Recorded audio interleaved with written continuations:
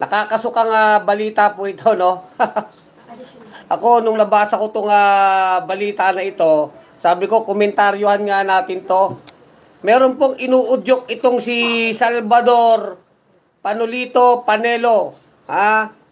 Ito pong si Panelo na abugadingding ni Rodrigo Canor Duterte, matindi po ang talagang himod puwet nito sa mga Duterte, itong si Panelo, na dating spokesperson ng Malacanang. Alam nyo, ang hinihirit ni Panelo, pinalulutang ni Panelo ngayon, at ito'y nakakakilabot si Robin Padilla daw ang magba-vice president kay Inday Takaw. Ay sus, Mariosep. Mabaging langit, iligtas mo ang bayang Pilipinas. So, yun po yung sinasabi ni Panelo. At alam nyo, sa totoo lang, nakakalungkot na po ang bayang Pilipinas Dahil alam nila Panelo na talagang maraming mangmang, lubog na lubog sa kamangmangan, at maraming mga Pilipino nakabaon sa kahirapan, nagiging biktima po ng mga pagmamanipula, ng mga trapo, ng mga politikong magnanakaw tuwing eleksyon. Kaya ito, mga kabunyog, mga kababayan, pag-usapan natin. Now, bakit ganong kagarapal si Panelong magsabi na si Robin Padilla daw ay pwedeng mag-vice-presidente, kapartner o katandem si Sara Duterte? Kasi ang unang formula ni Panelo, mga kabunyog, mga kababayan, ay itong si Canor Duterte. Kumbaga, ang unang formula ni Panelo ay Duterte tandem. Naku, talagang nakakasuka. Hindi ko nga alam kung saan kumukuha ng kapal ng mukha si Panelo, no? Ang ibig ko sabihin, talagang nasisikmura na nila ito. Lantaran po ito. Lantaran po itong pambababoy na sa ating bayan. Pag yung mga balitang ganyan. Ang unang formula ni Panelo ay Duterte. Ibig sabihin, si Inday Takaw ang presidente sa 2028. Ang vice president, yung kanyang baliw na tatay na si Canor Duterte. Duterte. Isipin nyo yan. At itong si Panelo, ay talagang alam nyo naman ang kalibre ni Panelo. Talagang ano ito ano ba yan? Kumbaga sa sindikato, ito maka ng kamay di ba? Halimbawa si Panelo, nandyan sa rally ni Kibuloy. Baka nga lalabas pa nito, mga kabunyog, mga kababayan. Baka isa sa talagang malaking posibilidad. Baka si Kibuloy, papatakbuhin nilang senador. Ay, sus, Mariosep. Patawarin tayo ng Panginoon. Maawa sana ang Panginoon sa bayang Pilipinas. Panginoon, kaawaan mo kami. Hindi kaya. Kasi, yung formula ni Panelo na Duterte, nakakasuka na At sinasabi niya, kung hindi daw pwede si Canor, si Duterte, kasi matanda na talaga uugod-ugod na pero matabil pa ng bibig ni Duterte, di ba? Ito daw si Robin Padilla ang magba-vice president. Hindi naman sa minemenos natin ang pagkatao ni Robin Padilla Alam nyo, ganito po tayo no?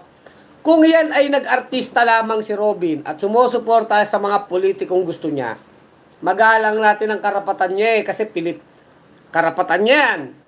O kung nag-artista naman siya, magaling siyang artista, action star siya.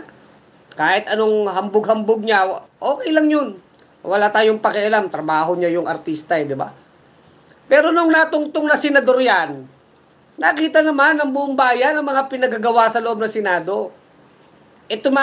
Alam niyo kung paano niya di ba? Paano ba yan ang kampanya, di ba?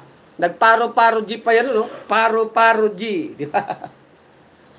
May bigote siyang ganun.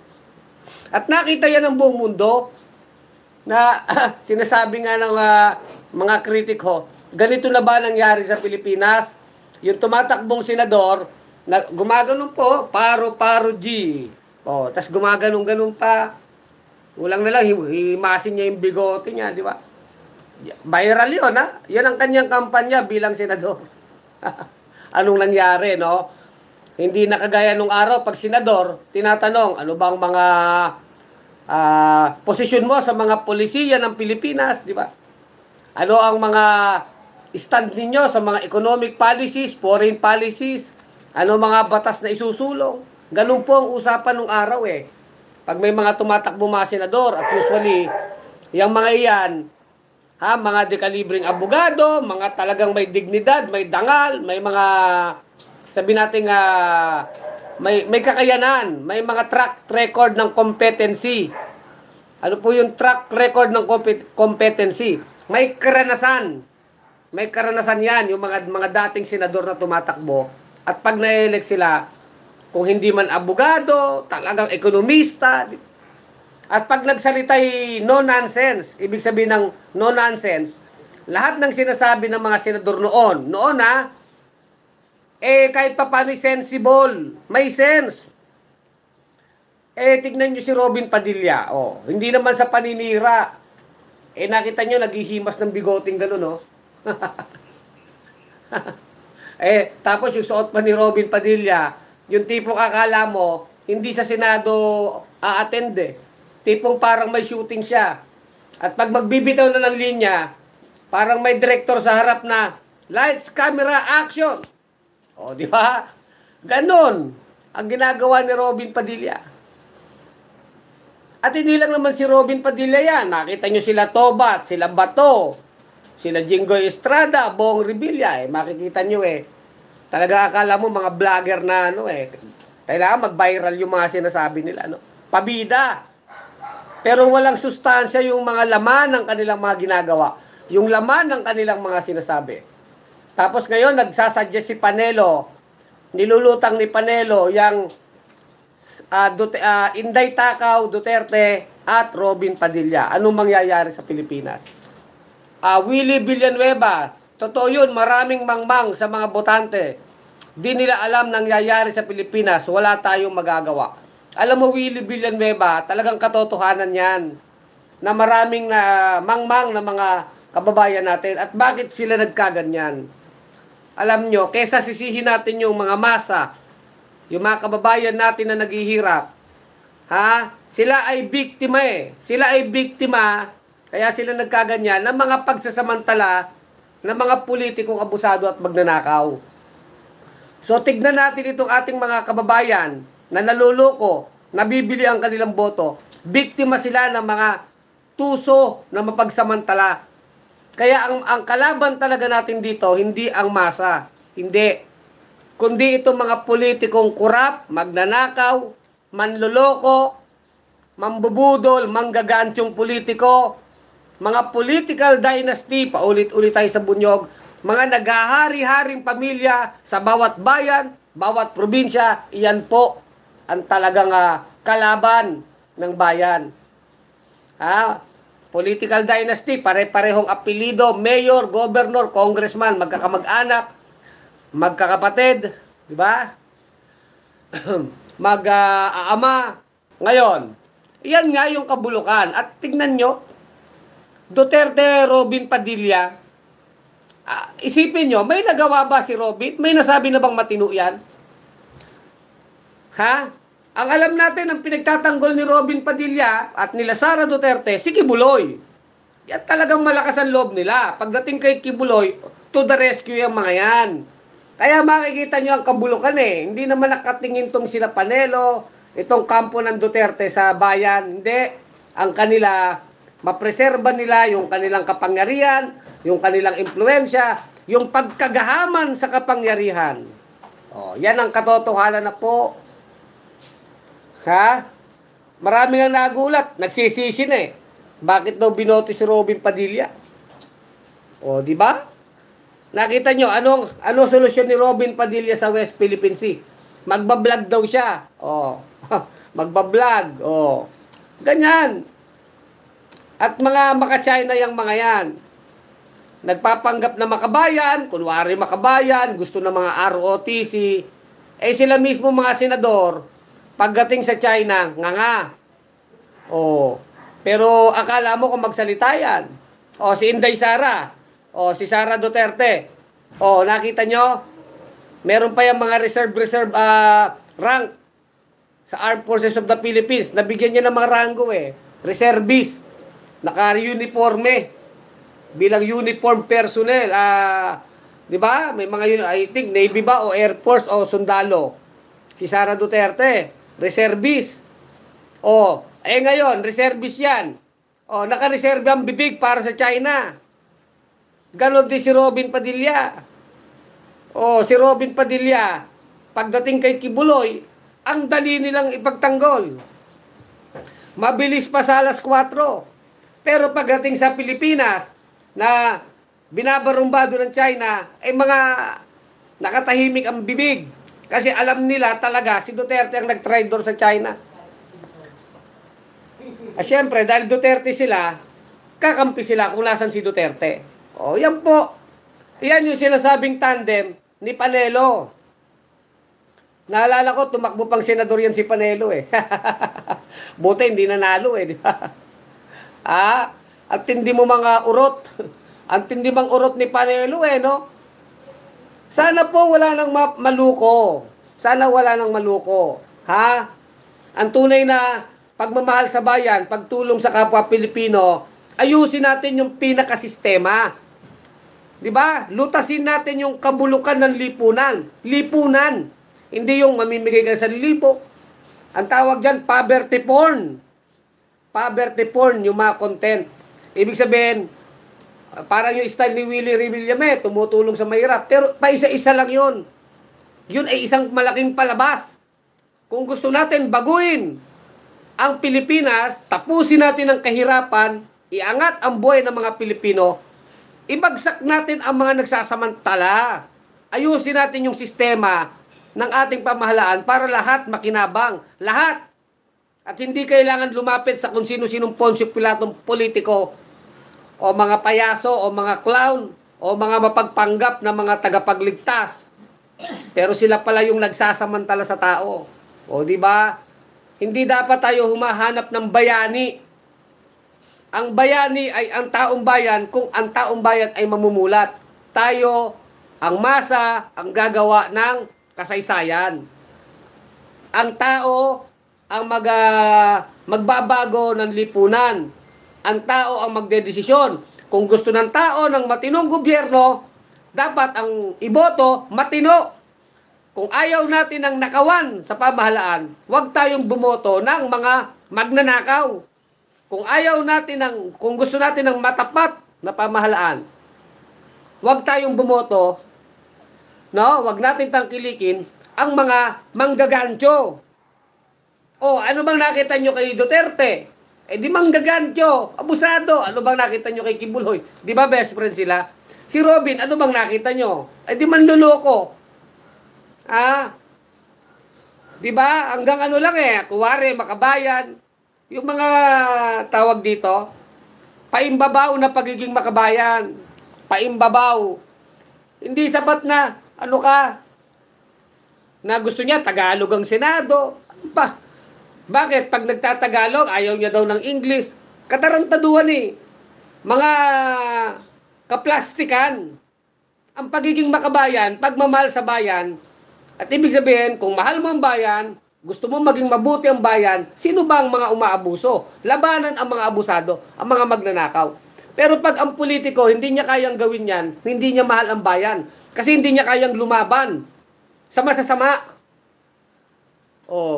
Ang totoo niyan, ginagamit yung salitang pagiging makabayan, pero hindi naman makabayan, kundi makasarili. Example, sila Robin Padilla, sila Villar, sila Lito Lapid, sabi mong sila Bongo, si Tolentino, si Bato, si Amy Marcos, mga tagapagtanggol ni Kibuloy. Kahit ang dami-dami ng mga biktima na lumitaw na ni-rape, niluko, pinagsulisit, sinaktan yung mga tao. Diba? Ngayon, nagtatago si Kibuloy-Loy. Bakit hindi nila gamitin ang mga confidential fund nila? Bakit hindi nila itanong sa mga gamitin ang network nila?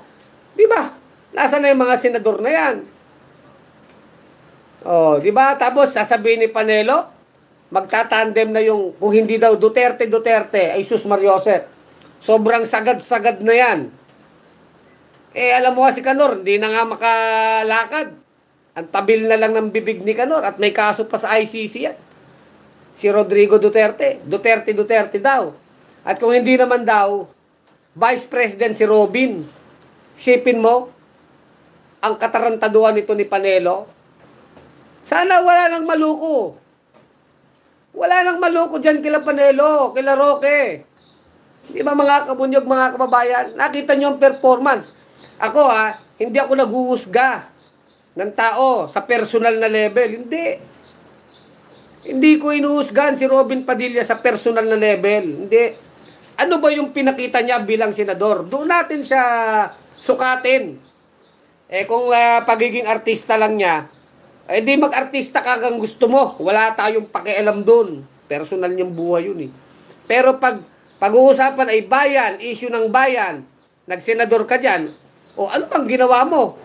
Obligado silang maglingkod sa bayan. O ano na bang paglilingkod ginawa ni Robin? Ang alam lang natin na napaglingkuran ni Robin, si Duterte at si Kibuloy. Yan ang pinaglingkuran ni Robin, hindi ang bayan. In fact, sa totoo lang, kaysa magpasa siya ng mga batas na makatutulong sa bayan, mag-create ng trabaho, anong pinapaikot ni Robin sa Senado? Eh di resolusyon para harangin yung arrest warrant ni Kibuloy. Mas nag-e-effort si Robin para protektahan si Kibuloy, kagaya nila Amy Marcos. Kaysa mag-atupag ng mga batas, mga panukala, mag-usap ng mga polisiya na makatutulong sa bansa. Mas iniintindi nila yung pag-aresto kay Kibuloy kung paano nila pipigilan yung mga tarantadong yan. Di ba? Sa totoo lang tayo. Kaya bakit may maniniwala dito kay Panelo? Kaya habang nanonood kayo mga kabunyog, mga kababayan, i-share natin itong ating vlog. Kailangan malaman to. Kalusin natin ang dapat kalusin. I-call out na natin. Hoy Panelo, itigil nyo na yung panluluko nyo. Ang daming korupsyon sa panahon ni Duterte. Maswerte kayo, nagsasabwatan yung mga ombudsman na yan. Yung mga senador na yan. Mga congressman na mga magnanakaw na yan. Away-away sa politika ng Marcos Duterte. Kaya lang naman nagboboljakan yung Marcos Duterte, nag-aaway. Pero nung panahong magkakampi sila, okay ang lahat sa kanila. Kahit ano mga katarantaduhan ang gawin nila sa isa't isa, okay lang nung panahong magkakampi sila. Kahit ano mga katarantaduhan gagawin sa bayan. Pero dahil magkaaway na sila, bulgaran sila ng baho. Nagkataon lang, itong si Robin, mas maka-Duterte ito. Bakit na lang kaya hindi ka tumakbo sa China, Panelo? Gusto nyo palang tumakbo? Tumakbo na kayo ng China. Si Duterte Canor, si Sara, ikaw, si Roque, si Robin Padilla, si Amy, doon na kayo. Tigilan nyo na ang bayan.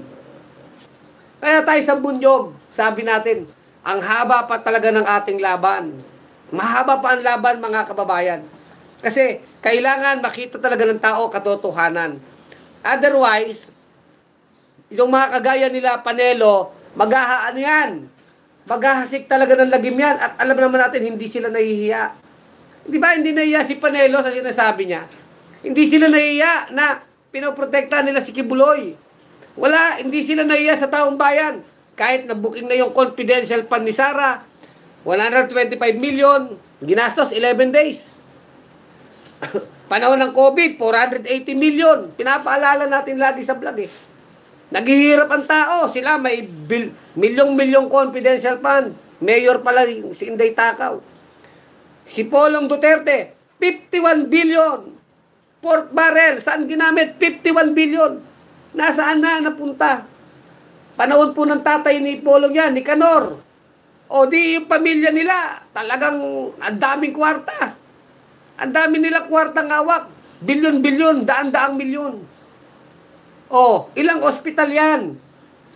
Ilang ospital na yan? Ilang eskwelahan yan? Ilang gamot yan ng mga senior citizen? Puhunan para sa vendor. Tulong sa magsasaka, sa mga OFW. Kung yan ay inilaan yung mga kwarta na yan, na inilagay lang ng mga Duterte sa kanila, ng mga budget nila, kung ibinigay yan direkta sa taong bayan, pinakinabangan ng taong bayan sa mga magagandang programa, mas mapapakinabangan pa. Pero hindi. Tanungin nyo si Polong, nasa na 51 billion mo, Polong Duterte? Tapos papalabas na naman, galit-galit na naman kayo sa adik. Dinadaan nyo lagi sa adik-adik, druga-druga eh. Pero yung mga kwartang hinawakan nyo, hindi nyo mapaliwanag. Saan napunta? Sa totoo lang, hindi po pwede dito yung si Duterte, totoong tao, kumakain sa mga karinderya. Wala na yan eh, gas-gas na yan. Hindi yan totoo. Huwag kayong magpalin lang dyan. Yan ay mga pa-eksena nila. Hindi yan totoo. Acting lang yan. Ang totoo, humawak sila ng bilyong-bilyong pera ng bayan, hindi nila mapaliwanag kung saan nila nilagay. At bakit nagagalit si Duterte kay Marcos? Dahil pakiramdam niya, hindi na siya pinapakinggan ni Marcos. Wala na siyang kapangyarihan. Di ba? Dahil si Marcos at itong sila Lisa Araneta at itong sila Romualdez, may sarili namang diskarte. Hindi ko naman kinakampihan eh. Pero may sariling diskarte din eh. Ngayon, feeling ni Rodruga Duterte, binabaliwala na siya ng kanyang unit team. Nilabanan niya na yung kanyang unit teams. Kaya nga ang unang casualty dyan, si Gloria Arroyo, tinanggal na ni Romualdez sa pwesto. Kasi inaahas din ni Gloria yung pagka-speaker ni Romualdez eh. Kahit yung budget, pinag-aawayan na nila eh. Pero makita mo, away buhaya yan eh. Hindi naman yan ang away nila para makinabang ang taong bayan. Buti sana kung kagaya yan ng Makabayan Black. Pag nagbabudget deliberation, ginigiit nila Raul Manuel, nila Franz Castro, ng Gabriela, ng Kabataan Party List, ng ACT Teachers, nila Arlene Brosas. Itaas ang budget sa edukasyon. Madaming magpagawa ng maraming eskwelahan. Kaya kung nakikipagbangayan itong mga Makabayan congressman na ito, alam natin, para sa taong bayan, kasi kitang-kita natin kung paano sila nakikipagbaragan sa Congress eh. Di ba? Sila Nery Colmenares, manggagawa, itaas ang sahod, magkaroon ng industrialisasyon. Di ba? Di ba? Yung mga budget, programa sa pagsasaka. Yan ang pinaglalaban ng mga Makabayang congressman. Pero ilan lang yan? 3. Out of 300 mahigit na congressman. Sana nga madagdagan ng bunyog kahit 1 o 2. Pero pahirapan pa ang bunyog. Tayo. Kung mananalo ba tayo sa party list, lalaban tayo. Unang-una, wala tayong pera. Pero lalaban tayo. Pero yan sinasabi ko. Sana makita ng tao. Kaya lang ngayon, minority. Nasa minorya tayo sa pagtingin ng taong bayan. Tanggapin natin. Kailangan tayo ang paniwalaan ng masa. Hindi sila Panelo. Hindi sila Roque. Ang masa kasi, ito yan mga kabunyog, mga kababayan. Ang masa ay biktima. Pero sila yung madami. Madami yung walang bahay. Madami yung naghihirap. Madami yan. Pero sila yung mapagpasya sa lipunan. Sila yung magdedesisyon kung saan pupuntang bansa. Kaya lang, dapat itong masa na ito, talagang tiyagain natin na i-educate sila. Kaya may mga bunyog, may Enzo Recto Vlog. Araw-araw yan, tayo sa bunyog, nag-organize. Dahil yan sa, natin pag nanasa natin na itong masa, agawin natin sa mga trapo ng mga manluloko, magnanakaw. Pag si Panelo lang ang papakinggan ng masa, magbabiral yan. Sila Robin Padilla na naghihimas ng bigote, madami na naman naluluko na tao. O kaya sila Romualdez, kahit Marcos yan, nagpapamigay na naman ng bigas. Tapos maraming ninanakaw. Kunwari, nagbibigay ng bigas, pero mas marami ang ninanakaw. Tapos meron na namang kulto ni Kibuloy, nanluluko din. Mapa-politika, mapa-relihiyon, ang daming manluluko. Ang daming manggagantyo. At napapaniwala ang mga masa na mga mahihirap dahil nabibiktima sila eh. Pero panahon na para tayo naman sana ang pakinggan ng tao. Pero kailangan natin lumaganap. Kailangan manalo tayo sa masa. agawin natin ang masa sa kamay ng mga trapong mapang-abuso kasi biktima sila eh. Biktima. So, kailangan natin silang imulat. Pag nakuha natin ang masa, automatic, matatalo natin ang mga trapo. Pag sinabi ng masa, pag sinabi ng mga tao, tama ang Bunyog, tama si Enzo, tama si Kulex Soliman, ang malupit sa katotohanan, na talaga palang mga magnanakaw to, inaabuso na tayo. Kaya dapat, maniwala na tayo dito sa prinsipyo ng Bunyog. Hindi lang ng Bunyog, ng pagiging makabayan. O, di ba? Na dapat namang kampihan natin yung atin. Huwag na tayo maniwala sa mga political dynasty. Eh, napapansin nyo, mag-ina, mag-ama, sila-sila na lang. Sila-sila rin yung mayaman. Tapos papasukan ng mga artistang buang, kagaya ni Robin Padilla. Lantarang pambabastos na po yan. Ha? Sa ating demokrasya. Lantarang mga pagtatraidor nila sa China. Dapat makita ito ng taong bayan. Kaya ang sinasabi natin sa Bunyog, agawin ang masa sa kuko ng mga mapagsamantalang trapo. Kailangan manalo tayo sa taong bayan. Yan ang task ng isang pagiging kabunyog. Tayo ang magtutulak ng pagbabago ng lipunan. Kaya nga sa vlog ni Kulex, kahit sa vlog ni Atty. Enzo, ang Bunyog, hindi kami nagpapatawa. Seryosong usapin ng bayan. Kung gusto natin baguhin ang bayan, hindi natin kailangan ng mga payaso na kagaya ni Robin, mga magnanakaw na kagaya nila Inday, traidor na kagaya nila Duterte, kahit sa mga Marcos, ha? Hindi natin kailangan ng mga nagkukunwaring tagapagligtas, mga savior, na kagaya ng mga tulpo, na nagpayaman lang gamit ang kanyang content. Ha, winalangyaan tao nagpayaman, ginamit na content. Tapos tagapagligtas sila, hindi natin sila kailangan. Ang kailangan ng bayan ay matinong gobyerno, makabayang gobyerno, na hindi na mabibiktima ng mga trapo, hindi mabibiktima ng mga kulto, kagaya ni Kibuloy.